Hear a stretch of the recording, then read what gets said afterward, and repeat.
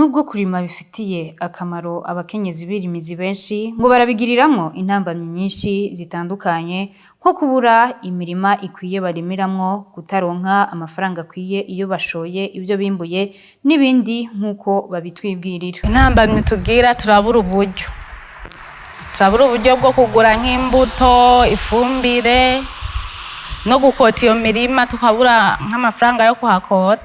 Nk'ubu mvuye aha mu murima nkashora ibintu bacamba ngo wowe ngo nivyo wirimiye ngo uriko uratuzima, gaca bampa amahera make, ntibibuke ko jewe nahakose amafaranga, imbuto nkayigura amafaranga, kumbure hari igihe nshiramwo n'umukozi akamfasha bivanye nuko mba narushe. Urazi hari igihe uba wibungenze canke nyene ukaruha ugashaka gushiramo umuntu agufasha, aho hose ukabikoresha amafaranga. Turagurisha nyene mugabo nk'abantu barimaga babagurihagurisa barima ahantu haniniya, none nk'aka ubona uko kameze akanogagurisha. Rero ntavuga n'ibyo gutunga umuryango, n'umuryango wanje hari igihe bitanamukwira, ariko rero kubera tutabika imbuto bica bisaba ko tubirya bigahera, hama tukaca tongera tukagura ibindi.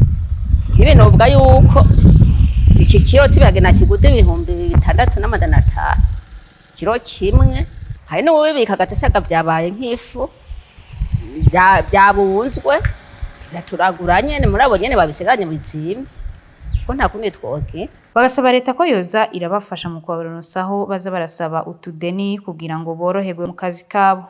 Nuko yo turonsaho turima, ikavuga ati hana haba abarimye reka baze baririmira, yego amatora turonka ibyo dufungurira abana, atebwe dutiza amashure biratugora.